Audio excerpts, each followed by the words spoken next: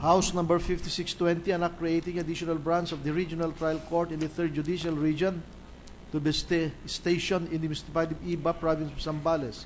Further amending for the purpose Section 14, Paragraph C of Batas Pambansa bilang 129, otherwise known as the Judiciary Reorganization of 1980 is amended and appropriating funds therefore.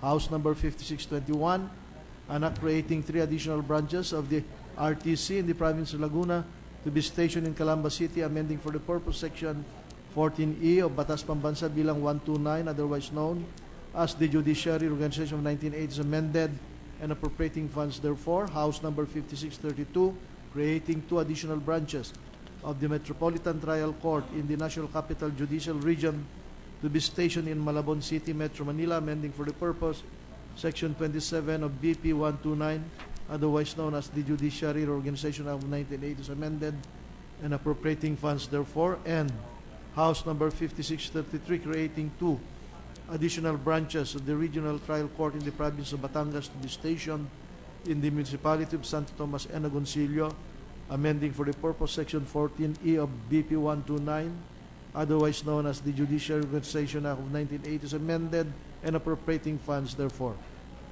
To the Committee on Justice and Human Rights, Finance. House Number 5635, an act establishing the Zaragoza District Hospital in the municipality of Zaragoza, 1st District of the province of Nueva Ecija, and appropriating funds therefore.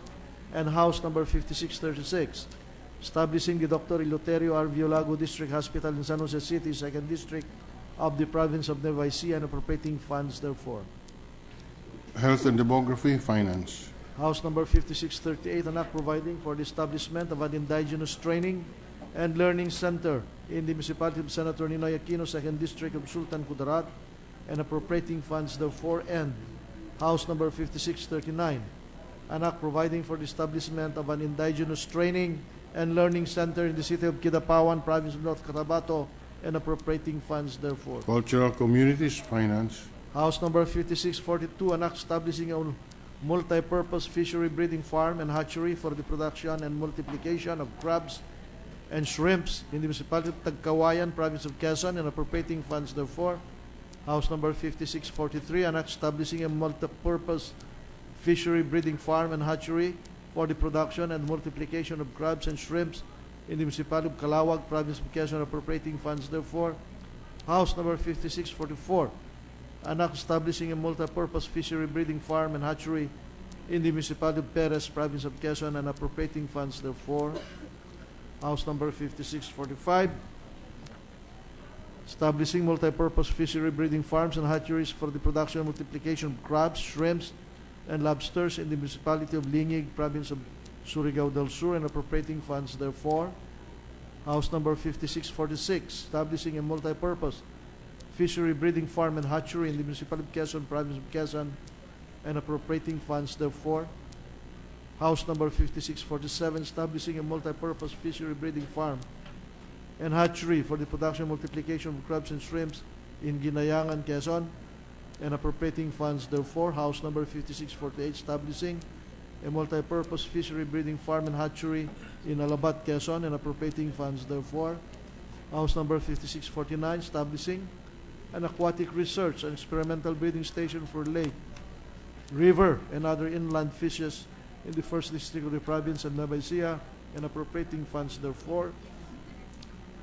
House Number 5650, an act establishing a multi-purpose fish breeding station and crab, prawn, shrimp, and lobster hatchery in Barangay Ata-Atahon, Nasipit, Agusan del Norte, and appropriating funds therefore. House Number 5651, establishing an aquatic research and experimental breeding station for lake, river, and other inland fishes in Habonga, Agusan del Norte, and appropriating funds therefore. House Number 5652, an act establishing a prawn, crab, and inland fish nursery in Calamansig, Sultan Kudarat, and appropriating funds therefore. House Number 5653, an act establishing multi-purpose fishery breeding farms and hatcheries for the production and multiplication of crabs, shrimps, and lobsters in Hinatuan, Surigao del Sur, and appropriating funds therefore. And House Number 5654, establishing multi-purpose fish breeding stations and crab, prawn, and shrimp hatcheries in all suitable areas in the 1st District of the Province of Nueva Ecija and appropriating funds therefore. Agriculture and Food Finance.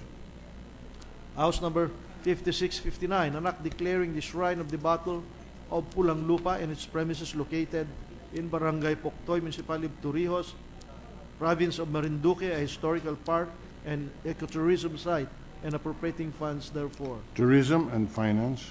And House number 5660, entitled an act declaring the Basilica of Our Lady of the Rosary of Manawag in the Municipality of Manawag, Province of Pangasinan, as a pilgrimage site and tourist destination, providing for its development and appropriating funds therefore. Tourism, Public Works and Finance.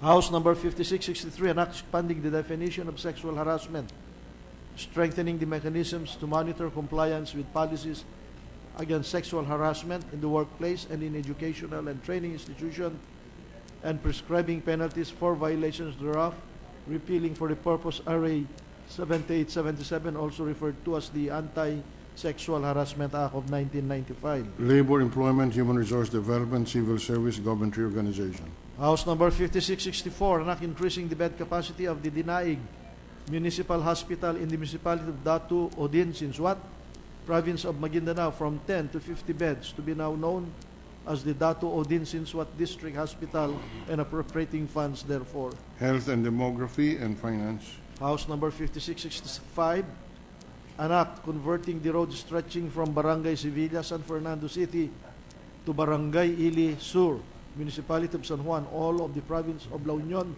into a national road and appropriating funds therefore. And House number 5666, an act converting the road stretching from Barangay San Vicente to Barangay Ilocos Norte, all of the city of San Fernando, Province of La Union, into a national road and appropriating funds therefore. Public Works and Finance. House number 5667, an act converting the Toledo City Science High School in the city of Toledo, Province of Cebu, into a National Science High School, to be known as Toledo City National Science High School, and appropriating funds therefore. House number 5668, an act separating the Atok National High School Annex in Barangay Camp 30, Kaliking, Municipality of Atok, Province of Benguet, from the Atok National High School, converting it into an independent national high school, to be known as Camp 30 National High School, and appropriating funds therefore. House number 5669, act separating the Digos City National High School Mati High School Annex in Barangay Mati, City of Digos, Province of Davao del Sur, from the Digos City National High School, converting it into an independent national high school, to be known as Mati National High School, and appropriating funds therefore. In House number 5670, an act separating the Banisilan National High School Karugmanan Annex in Barangay Karugmanan, Municipality of Banisilan, Province of Cavite, from the Banisilan National High School, converting it into an independent national high school, to be known as Karugmanan National High School, appropriating funds therefore. Education, Arts and Culture, Finance. House number 5672, not providing for rural employment assistance program and appropriating funds therefore. Social Justice, Welfare, Rural Development, And Local House Government. And House number 5675, an act defining electronic violence against women and their children, providing protective measures and prescribing penalties, amending for the purpose RA number 9262, otherwise known as the Anti-Violence Against Women and Their Children Act of 2004. Women, Family Relations, Gender Equality, Science and Technology. Additional reference of business. Bills on first reading, Senate number 2779, an act declaring the second week of November of every year as Economic and Financial Literacy Week by Senator Sani Angara. Economic Affairs. Senate number 2780, an act granting funeral discount privileges to overseas Filipino workers who died on account of work-related sickness and injuries, and all public school teachers of the Department of Education and the Commission on Higher Education, appropriating funds therefore and for other purposes by Senator Maria Lourdes Nancy S. Binay. Labor, Employment, Human Resource Development, Education, Arts and Culture, Ways and Means. Senate number 2781, an act strengthening the enforcement powers of the National Commission on Indigenous Peoples by modifying the penalties for violation of the Indigenous Peoples' Rights Act of 1997, Senator Maria Lourdes Nancy S. Binay. Cultural Communities.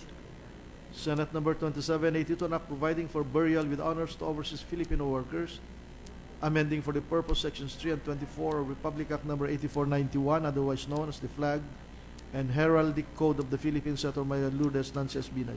National Defense and Security, Labor, Employment, Human Resources Development, Senate number 2783, an act mandating the posting of nutritional information on menu items of food service establishments, Senator Maria Lourdes Nances Binay. Health and Demography, Senate number 2784, an act exempting sales of construction materials and lease of construction equipment intended for socialized housing projects and housing or rehabilitation projects for victims of disasters from value-added tax, amending for the purpose section 109 of the National Internal Revenue Code, Senator Maria Lourdes Nances Binay. Ways and Means,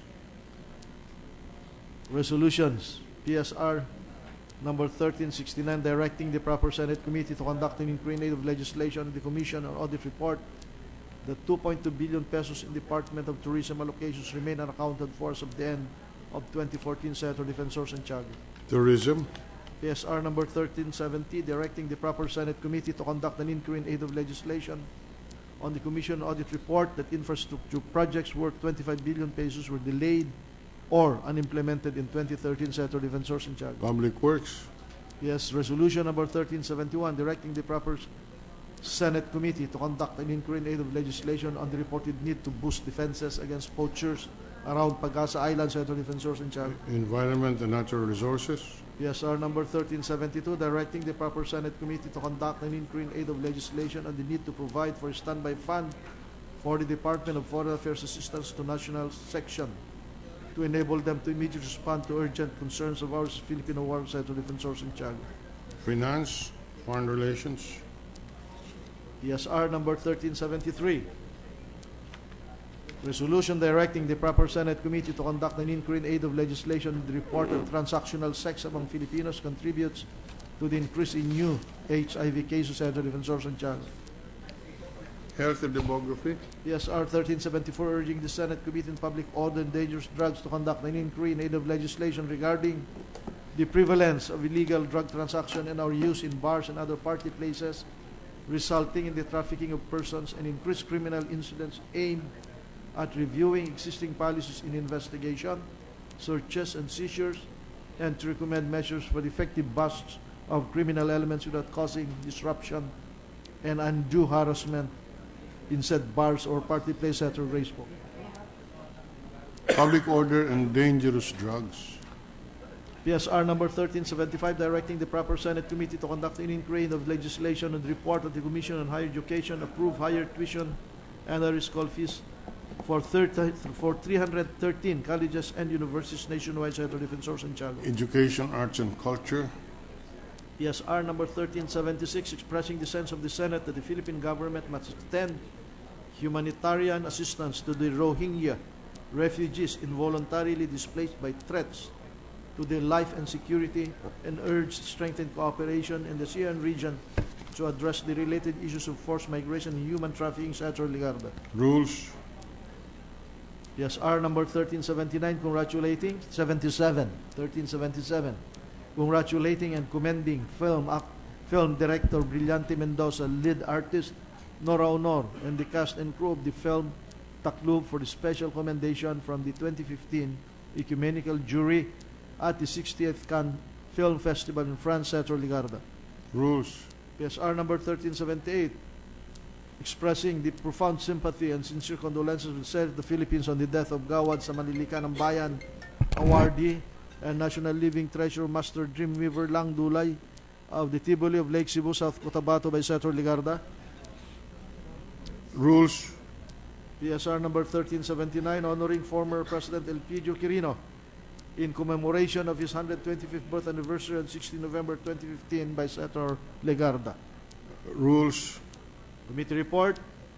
Committee report number 149, prepared and submitted jointly by the Committees on Justice and Human Rights, Social Justice, Welfare, and Rural Development, and Finance on Senate number 2785, and Senator Gingona as author thereof, entitled Protecting the Rights of Internally Displaced Persons and Penalizing the Acts of Arbitrary Internal Displacement, recommending its approval in substitution of Senate number 2368, taking into consideration House number 4744 Sponsor Senators Pimentel III and Gingona III. Calendar for ordinary business. Majority Leader.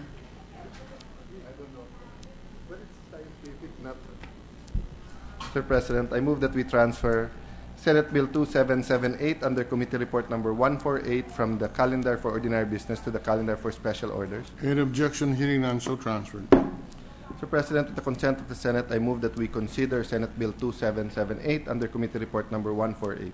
Any objection? Hearing none, consideration of the measure is in order. With the permission of the body, I move that the Secretary read only the title of the said measure. Secretary will read the title of the measure. Senate Bill number 2778. An act strengthening the regulation of health facilities and services in the Philippines, repealing for the purpose Republic Act number 4226, otherwise known as the Hospital Licensure Act, and for other purposes. Mr. President, I move that we recognize Senator Gingona to sponsor the measure. Senator Gingona is recognized to sponsor the measure. Thank you, Mr. President.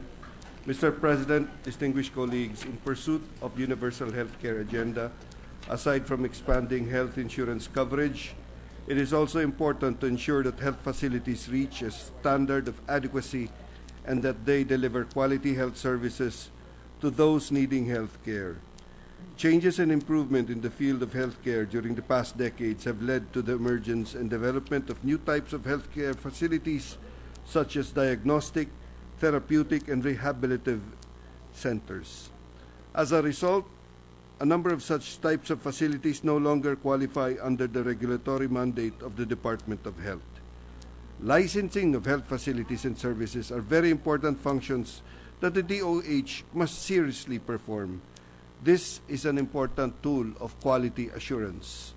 This bill proposes to strengthen the regulation of health facilities and services by authorizing the Bureau of Health Facilities and Services of the Department of Health to establish, prescribe rules, regulations, and standards, inspect and monitor for continued compliance, implement a classification system, approve building plans and construction design, provide advice, collect fees, conduct administrative hearings, and impose penalties. In view of the foregoing, the immediate passage of this measure is earnestly sought. Thank you, Mr. President.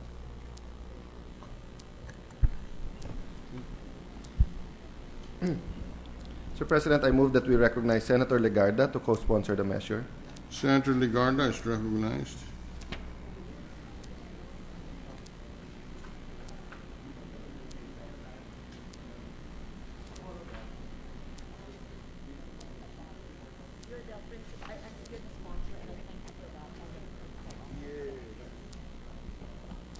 Thank you, Mr. President. I wish to express my full support to this co-sponsorship speech of Senate Bill number 2778 under Committee Report number 148, which aims to strengthen the regulation of health facilities and services in the country. And I thank the good sponsor, the Chairman of the Committee on Health, Senator T.G. Gingona, for prioritizing this important piece of legislation. As we seek to ensure the effective implementation of the government's universal health care agenda, there is a clear need to reform the current regulation of healthcare facilities in the country. Under this measure, a Health Facilities and Services Regulatory Bureau shall be established within the Department of Health with the objective of improving the regulation of these facilities and services. Moreover, the same Bureau is given quasi-judicial powers to investigate, hear, and decide on administrative cases against any hospital or health service establishment. Improving public access to quality health and nutrition services in the country remains a big challenge. As monitored by the Philippine Statistics Authority, only 3 indicators, infant mortality rate, under 5 mortality rate, and national health insurance coverage, will likely be met by 2016 as set under the Philippine Development Plan. And therefore, the prioritization of this piece of legislation is of utmost importance. Thank you, Mr. President. Mr. President, I move that we open the period for interpellations. The period for interpellation is in order. May the chair make a query?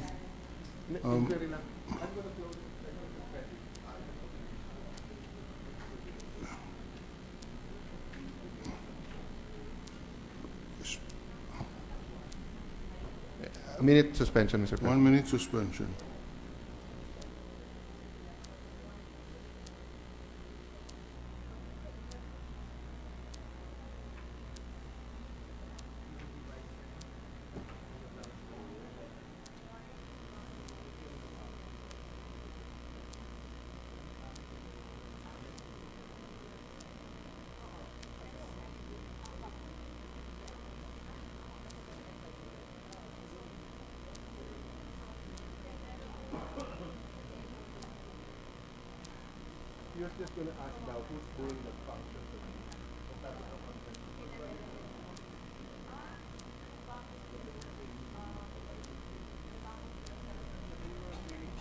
Ready to resume, Mr. President.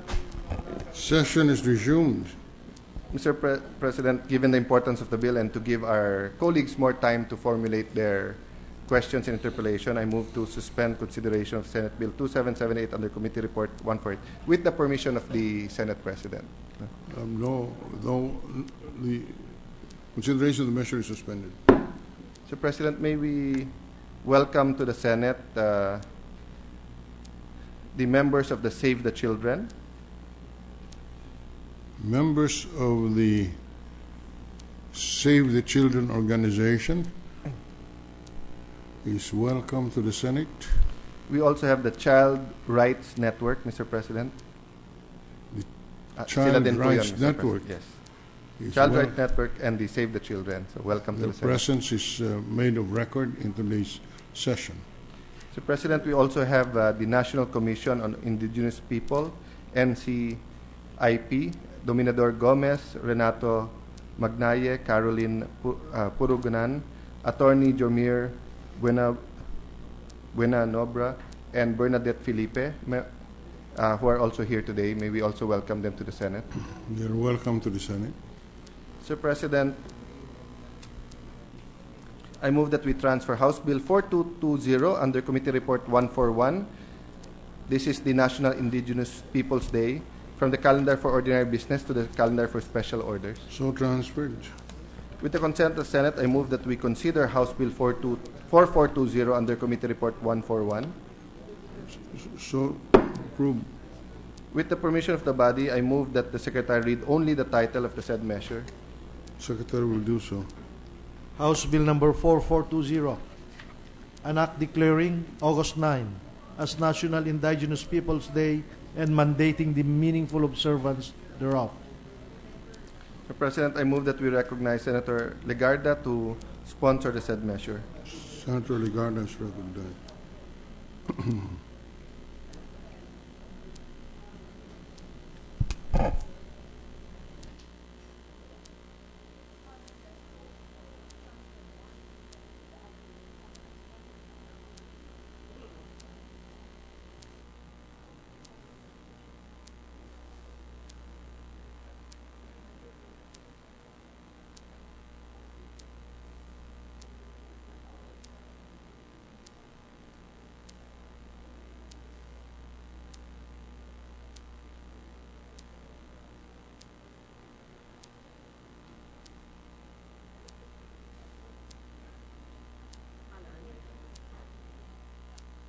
Session is suspended for 1 minute.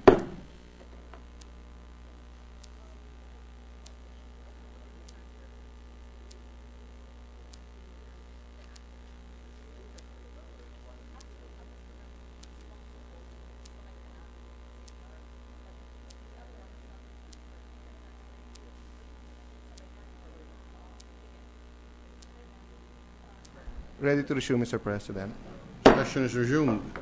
Mr. President, as we did in the past, the sponsor has asked me that we do an omnibus sponsorship speech for both the National Indigenous Peoples Day and the Resource Centers for Indigenous Peoples Act. So may I move that we transfer Senate Bill 2209 under Committee Report 147 from the calendar for ordinary business to the calendar for special orders. Can we have a 1 minute suspension with the permission of the Chamber?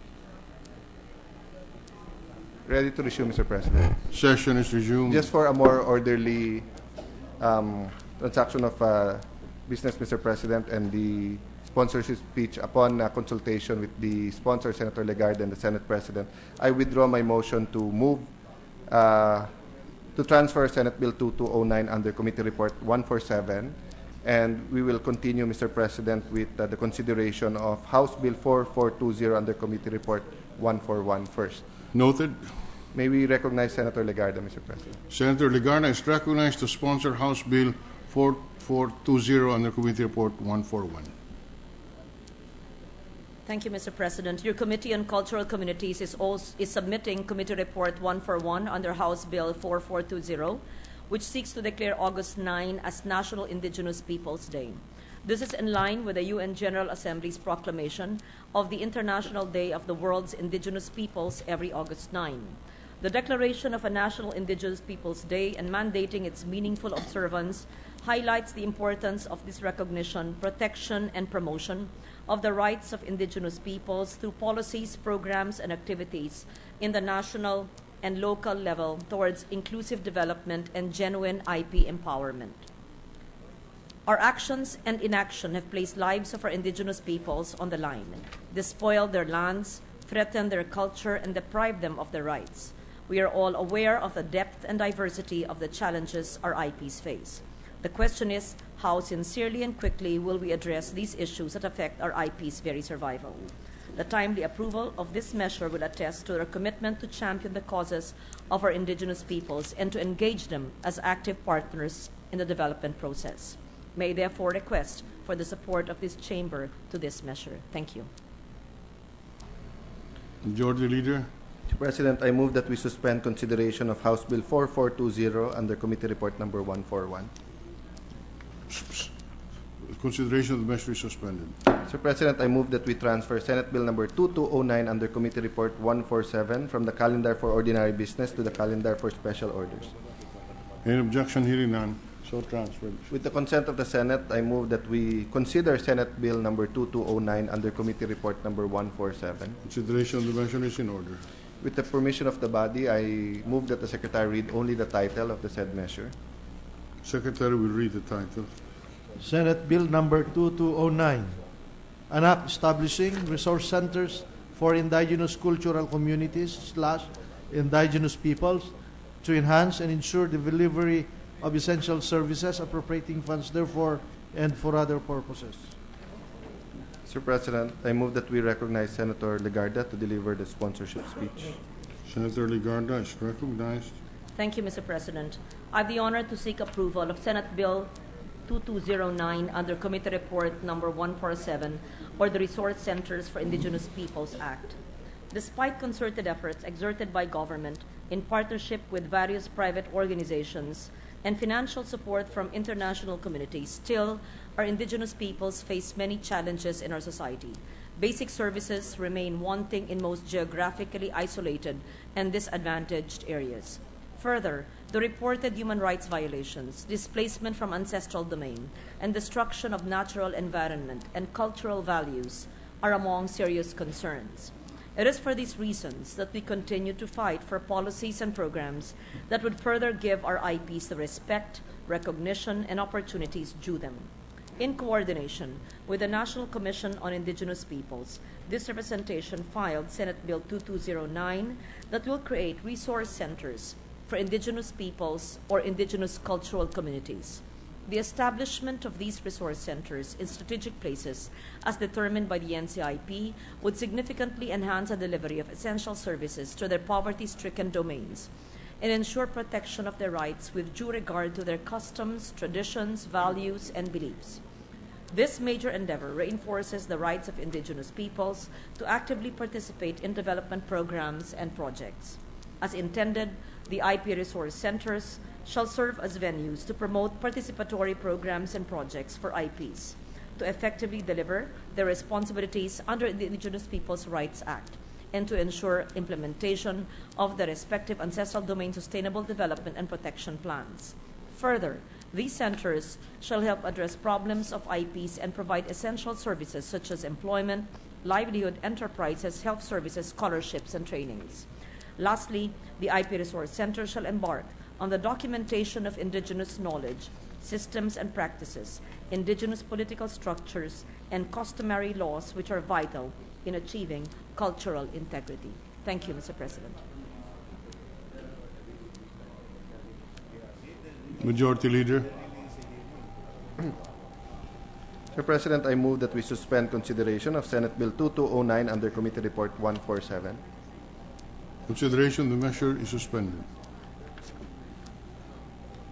Mr. President, I move to designate Senators Aquino, Angara, Gingona, Pimentel, Villar, Osmeña, and Soto as members of the Senate panel in the Bicameral Conference Committee Report on the conflicting provisions of Senate Bill 2282, entitled An Act Promoting Fair Competition to Protect Consumer Welfare, Advance Domestic and International Trade, and Sustained Economic Development by, among others, regulating monopolies, anti-competitive agreements, abuse of dominant position, and anti-competitive mergers, establishing the Fair Competition Commission and appropriating funds thereof and for other purposes, and House Bill 5286 entitled An Act Promoting a National Competition Policy for the Philippines, prohibiting anti-competitive agreements, abuse of dominant position, and anti-competitive mergers and acquisitions, establishing the Philippine Competition Commission and appropriating funds thereof, Mr. President. So constituted. Thank you, Mr. President. I move that we transfer Senate Bill 2785 under Committee Report number 1479 from the calendar for ordinary business to the calendar for special orders. So transferred. With the consent of the Senate, I move that we consider Senate Bill 2785 under Committee Report 149. In order. With the permission of the body, I move that the Secretary read only the title of the measure. Secretary will read the title of the measure. Senate Bill number 2785, an act protecting the rights of internally displaced persons and penalizing the act of arbitrary internal displacement. Mr. President, I move that we recognize Senator Gingona to sponsor the measure. Senator Gingona is recognized. Thank you, Mr. President. Mr. President, distinguished colleagues, the Philippines is among the countries with the largest population of internally displaced persons, or IDPs, owing to many factors, such as the fact that the country is located along the typhoon belt and within the Pacific Ring of Fire, and the perennial insurgencies between government and armed rebel groups. Internal displacement refers to the involuntary or coerced movement or relocation of persons, families, and communities from their habitual abode and source of subsistence within the national borders. As a result of, or in order to avoid or minimize the effects of armed conflict, situations of generalized or organized violence, violation of human rights, implementation of development projects, natural, human-induced, and human-made hazards. IDPs are particularly vulnerable to all forms of exploitation and violence. Their socioeconomic status, psychological state, physical health, and overall well-being also take a heavy toll as a result of the displacement. Involuntary displacement results in loss of lives and properties, psychological trauma, family disintegration, disruption in education, loss of employment, anarchy. The recent Mama Sapano clash, the catastrophic Typhoon Yolanda that hit the Visayas, the 3-week Zamboanga standoff between the MNLF and the AFP, and the catastrophic 7.2 magnitude earthquake which hit Bohol are all heart-wrenching and sobering testaments to how internal displacement is a paramount public concern. The figures are revealing. Typhoon Yolanda, which devastated the Philippines on November 2013, resulted in the internal displacement of almost 4 million people. The battle between the AFP and MNLF, which erupted in Zamboanga as a result of the MNLF's insurgency, caused 119,000 people to be internally displaced. Over 344,000 people became IDPs, or internally displaced persons, in Bohol when the earthquake struck. As a consequence of all these, 1,500 families were internally displaced, according to the Commission on Human Rights.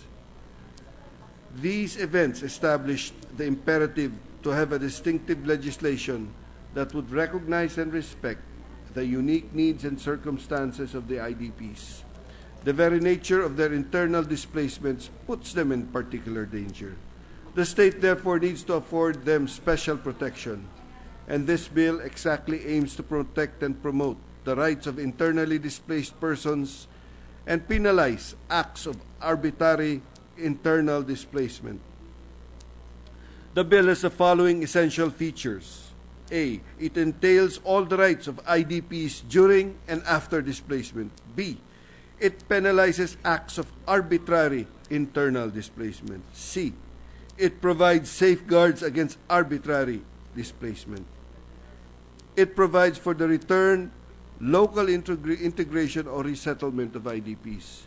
It provides for financial and non-monetary assistance to IDPs. It provides for a mechanism where IDPs could be awarded damages for prohibited acts of arbitrary internal displacement. It also establishes the Commission on Human Rights as the institutional focal point for IDPs.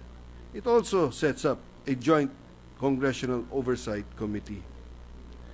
As each one of us has a stake in human security and development, IDPs should not be considered merely as collateral damage of armed forces conflict or armed conflict or other humanitarian aid emergencies.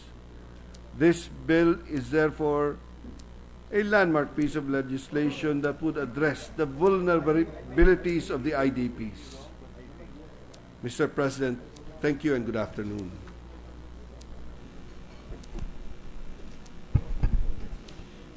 Majority Leader. Mr. President, I move that we suspend consideration of Senate Bill 2785 under Committee Report 149. Consideration of the measure is suspended. Mr. President, upon consultation with Senator Aquino, we will be taking up the Microfinance NGOs Act, Senate Bill 2752 under Committee Report 130 next week, just to give some of our members more opportunity to go over the provisions of the said Act and give their inputs. And upon consultation with Senator Recto, the sponsor of the Senate Bill 2686 under Committee Report 113, he is awaiting the individual amendments to be proposed by Senator Miriam Defensor Santiago, which is to arrive tomorrow. However, he's prepared for the committee amendment, so with the consent of the Senate, I move that we resume consideration of Senate Bill 2686 under Committee Report number 113. This is the bill on the Department of Information and Communication Technology, Mr. President. Consideration of measure is in order. The parliamentary status of the measure is that we closed the period of interpellation yesterday. I thus move that we open the period for amendments. Period for amendment is in order. I move that we recognize the sponsor, Senator Recto. Senator Rector is recognized. Thank you, Majority Leader. Thank you, Mr. Senate President. Mr. Senate President, the committee is prepared to propose the committee amendments. We will only have 5 amendments, Mr. President. On page 3, line 22 to 23, subparagraph G, Chief Information Officer, delete the phrase a national government agency and replace it with all national government agencies, open close parenthesis, NGAs, comma, including constitutional offices, comma, state universities and colleges, open close parenthesis, SUCs, comma, government-owned and controlled corporations, open close parenthesis, GOCCs, comma, and government financial institutions. Subparagraph G will now read as follows. G. Chief Information Officer, or CIO, shall mean a senior officer in all national government agencies, open close NGAs, comma, including constitutional offices, comma, state universities and colleges, open close parenthesis, SUCs, comma, government-owned and controlled corporations, open close parenthesis, GOCCs, comma, and government financial institutions, open close, GFIs, responsible for the development and management of the agency's ICT systems and applications. Any objection? Hearing none, approved. Second amendment, Mr. President, on page 5, on line 19, under subparagraph O, delete the phrase coordinate with agencies concerned in and replace it with the word support. On line 20, after word sectors, insert a comma and the phrase in coordination with the Department of Trade and Industry, DTI, open close, parenthesis, and other relevant government agencies and the private sector.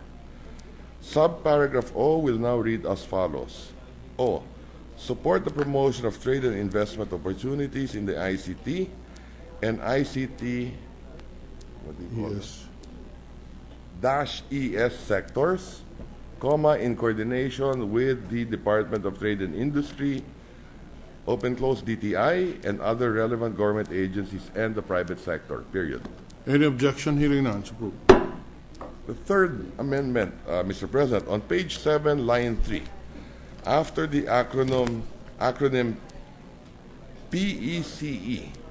Can we have it again? Yes. Page 7, 7, line 3, line 3. Yes. after the acronym PECE, Yes. insert a comma and the phrase or any suitable qualified person in accordance, or any suitably qualified person in accordance with Civil Service Commission, CSC, open close parenthesis, rules and regulations. Any objection? Hearing none, approved. Fourth amendment, on the same page, line 24 and 25, delete the phrase of national government agencies, NGAs. Section 13 will now read as follows. Section 13, Chief Information Officer, CIO Council, open close, parenthesis, CIO. The department shall facilitate the creation of the CIO Council, which shall consist of CIOs, comma, with the Secretary serving as the chairman, comma, to assist the department in the implementation of government ICT initiatives, period. Any objection? Hearing none, approved. The final amendment, Mr. Senate President, is on page 8, lines 33 to 34. Capitalize, this is just of style, capitalize the first letters of the words National Cybersecurity Plan and National Computer Emergency Response Team. And on page 9, line 1, after the word team, insert the acronym CERT in capital and close in parentheses. Can we have that again on page 9? On page 8, Yeah, on page 8. We have it on. yes, Yeah. lines 33 to 34, Yes. capitalize the first letters of the words National Cybersecurity Plan Right. and National Computer Emergency Response Team. Right. Okay. And on page 9, line 1, after the word team, insert the acronym CERT enclosed in parentheses. It will now read as follows. I. All powers and functions related to cybersecurity, including but not limited to the formulation of the National Cybersecurity Plan, all in capital letters, establishment of the National Computer Emergency Response Team, in capital letters, CERT, the acronym, and the facilitation of international cooperation on intelligence regarding cybersecurity matters are transferred to the department. No. Actually, it's caps and lowercase on National Cybersecurity Plan and National Computer Emergency Response Team. Correct. And, okay, any objection here? None? That is all, Mr. President. Thank you. Thank you, Mr. President.